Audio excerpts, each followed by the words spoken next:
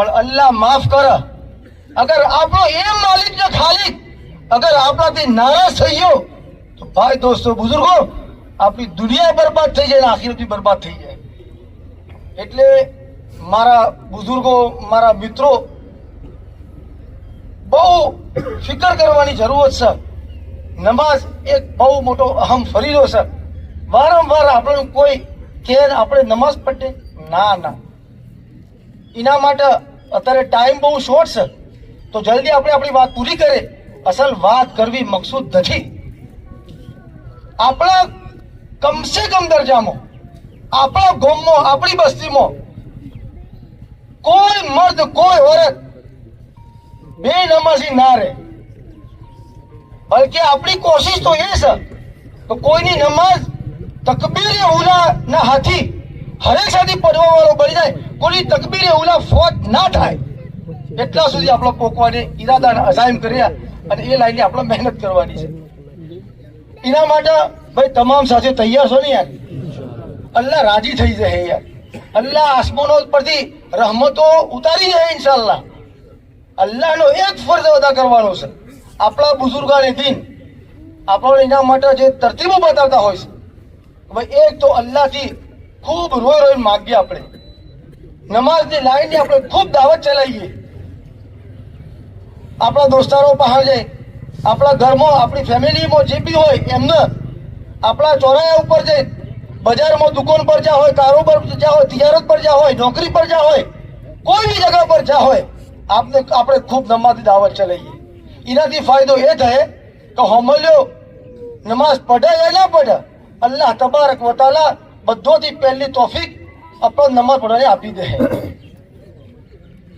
એના હાથી હાથી અગર આ કોમ પર જમવું છે, હાલાકે મારું દિલ તો એ ગવારા નથી કરતું કે હું એ અલ્ફાઝ મારી જુબાનથી અદા કરું. કેમ કે દાવત તબલીગની જે મહેનત છે અલ્લાહ તાલાને આપણા અસલાફ પર આપણા બુઝુર્ગોને દીન પર જે આ કોમ ખોલ્યું અને જે 5 લાઈનની તરતીબ જે બતાવી છે બુઝુર્ગોની શાનમાં બહુ મોટી ગુસ્તાખી હે ગઈ. કેમ કે દાવત તબલીગ એક એવી મહેનત કે જે મહેનતની બરકતથી આજે આપણી સમાજમાં આટલા મોટા મોટા મુહદ્દિસીન અલ્લાહ તાલાને પેદા કર્યા, મુફસ્સિરીન પેદા કર્યા. અલ્લાહ તાલાને એ કોમની બરકતથી બહુ મોટા મોટા ઇદારા અલ્લાહને કાયમ કરી આલ્યા. આપણા ગામમાં બી એક ઇદારો અલ્લાહ તાલાને કાયમ કરી આલ્યો. જો 24 કલાક કોલ રસૂલની આવાજો ગુંજતી હોય, અલ્લાહ રસૂલની જો વાત થતી હોય, એવા દાવતના કોમના ઉસૂલને ખિલાફ હું એક વાત કહેવા જઈ રહ્યો છું. પણ મજબૂરી છે. આપણો ઈમાન એટલો ઘી ચૂક્યો છે, એટલો કમજોર થઈ ગયો છે. અલ્લાહ માફ કરે. એ 5 કોમ જે બુઝુર્ગો બતાવે છે એને હું ઠુકરાવતો તો નથી, પણ એટલા સુધી પહોંચવા માટે એક તરતીબ મજમો આવે છે. આટલો મજમો જે બેઠો છે એ મજમો કોઈ નેનો મજમો નથી. આ બહુ મોટો મજમો છે. આટલો બેહવા વાળો મજમો ખાલી 2 કોમ કરી લે. 2 કોમ આપણા મસ્જિદવાર જમાત જે બેહે છે એ મસ્જિદવાર જમાતમાં હર સાથી બેહવાવાળો બની જાય. એક તો આપણા દિમાગોમાં એક ગ્રંથિ હોય છે કે મસ્જિદવાર જમાતમાં બેહીએ પણ યાર આ તો અમારી તશ્કીલ કરી નાખે છે, અમે નવી નવી જિમ્મેદારી સોંપી દીધી. અલ્યા ભાઈ એવું નથી. કોઈનું કોઈ કોમ થોપવામાં આવતું નથી. બશાસત ખુશીના અંગાથી કોઈ સાથી કબૂલ કરો તો એને આપવામાં આવે છે. એ જે કોમ છે મશવરાનું કોમ એ આલમી કોમ છે. ચાહે આપણે મોનગઢમાં એક નેની મસ્જિદના અંદર એક નેની મસ્જિદના જમાતમાં બેસી આપણે ફિકરો કર્યું, અલ્લાહ તાલા એની બરકતથી આખી દુનિયામાં જેટલા પણ દીનનો કોમ થઈ રહ્યો છે, જેટલા પણ દીનના મશવરા થઈ રહ્યા છે, અલ્લાહ તબારક વ તઆલા તમામ મહેનતના અંદર આપણે સામેલ કરી દે. બહુ આસાન તરતીબ છે. અને એક બીજું એનો શોખ પેદા કરવા માટે ફઝાઈલ આમાની તાલીમ થાય છે. બસ બુઝુર્ગો ખાલી આ 2 વસ્તુ આપણા સાથીઓ કરેલી.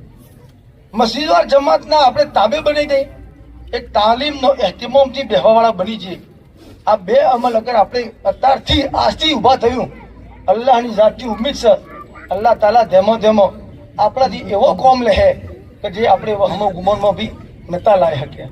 એટલે ભાઈ દોસ્તો બુઝુર્ગો, એક મુઅદ્દબાના દરખાસ્ત છે કે આ શાણ સુધી આવી સિસ્ટમ હેડે આપણી કે યાર આપણે તળાવો ઉપર જઈને, કૂવા ઉપર જઈને, ગોમો ચોરાયા ઉપર જઈને, વાહોમાં જઈને શાણ સુધી લોકોને કહેવું કે ભાઈ નમાઝનો ટાઈમ થઈ ગયો છે યાર, ઝોન થઈ ગઈ છે, હડો અલ્લાહના ઘરના તરફ. એ છોડે ભાઈ, આપણો હર સાથી પોતાની ફિકરથી અલ્લાહનો એક હુક્મ પૂરો કરવો છે મારા, એ અગર દિલમાં આવી જાય પછી કોઈનું કોઈ કહેવાની નોબત ના આવે. એટલે એના માટે અલ્હમ્દુલિલ્લાહ આ નવજવાનો હું મારા વડીલોથી એક અપીલ કરું છું, અમારા ઓલમાયથી હું અપીલ કરું છું કે અમારા આ નવજવાન માટે બહુ ખાસ દુઆ કરજો.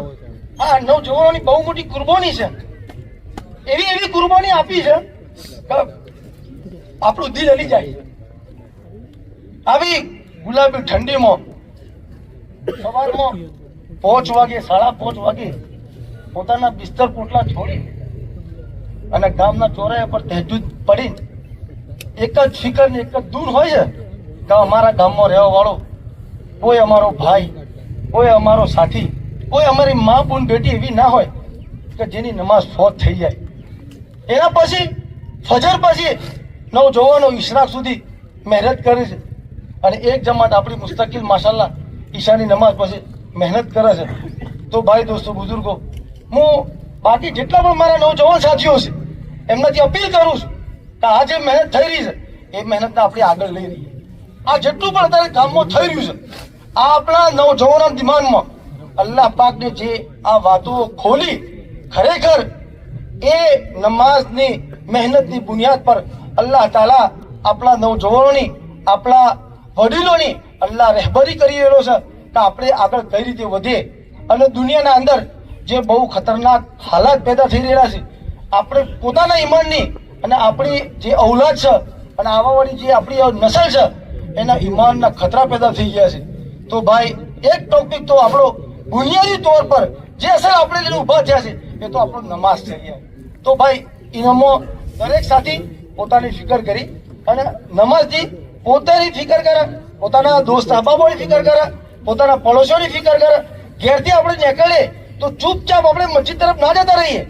મૌલાના યુનુસ સાહેબ તો આપણે વિડીયો આવ્યો તો આપણા ગ્રુપના અંદર શેર બી કર્યો તો આપણને ખબર બી નથી કે યાર જ્યારે ત્યારે તમે ઘેરથી નીકળો અને તમે એલાન કરતા રહેલો ભાઈ અસોલા નમાઝ એક સુન્નત છે અને સુન્નત તો મકામ હું છે એ આપણે બધા જોણીએ છીએ. તો આપણે જ્યારે ત્યારે નીકળીએ, ઘેરથી નીકળ્યા હોય, ગલ્લો પરથી નીકળ્યા હોય, ગમે તે જગ્યા પરથી નીકળ્યા હોય,